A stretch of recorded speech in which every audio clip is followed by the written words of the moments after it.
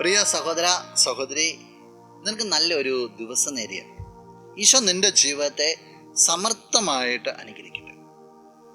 വിശുദ്ധ മത്തായി അറിയിച്ച സുവിശേഷം 18-ാം അധ്യായം 12-ാം തിരുവചനം. നിങ്ങൾക്ക് എന്തു തോന്നുന്നു? ഒരാൾക്ക് 100 ആടുകൾ ഉണ്ടായിരിക്കെ അതിലൊന്ന് വഴിതെറ്റിപ്പോയാൽ 99 മലയിൽ വിട്ടിട്ട് അവൻ വഴിതെറ്റിയതിനെ അന്വേഷിച്ച് പോകുകയില്ലേ? ഒരു ചോദ്യം ചോദിക്കുക. 100 ആട് ഒരാൾക്കുണ്ടായിരിക്കുമ്പോൾ അതിലൊന്ന് വഴിതെറ്റിപ്പോയി കഴിഞ്ഞാൽ 99 മാറ്റി നിർത്തിയിട്ട് ആ ഒന്നിനെ അന്വേഷിച്ച് പോവുകയില്ലേ എന്ന്. എന്തുകൊണ്ടാ? വഴിതെറ്റിപ്പോയത് കൂട്ടത്തിൽ നിന്ന് വിട്ടുപോയതാകാം, മറുകണ്ഠം ചാടിയതാകാം. എന്നാലും ഇടയൻ ആ ഒന്നിൻ്റെ പിന്നാലെ പോകും.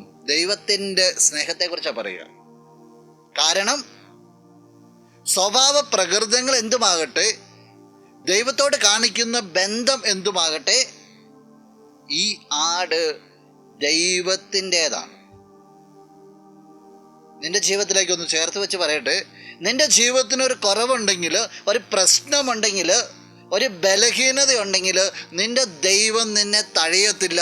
നീ എൻ്റെ ബലഹീനത എന്ന് പറഞ്ഞ് പരിതപിച്ചുകൊണ്ടിരിക്കുമ്പോൾ നിന്റെ ദൈവം കരുതുന്നത്, മോനെ മോളെ, നീ എൻ്റേതാണെന്നുള്ളതാണ്.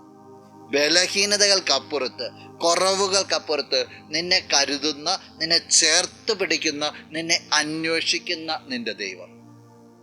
ആ ദൈവത്തെ മനസ്സിലാക്കാൻ നിനക്ക് സാധിക്കട്ടെ. നമുക്ക് പ്രാർത്ഥിക്കാം. കണ്ണുകളടച്ച് കരങ്ങൾ കൂപ്പി.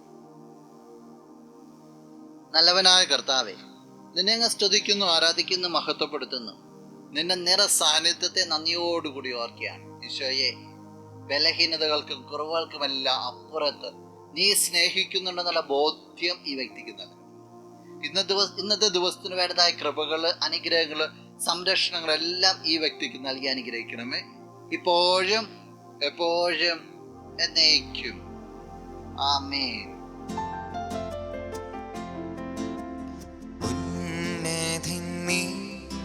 അത്യുന്നതൻ നീ, അങ്ങേ പോലൊരു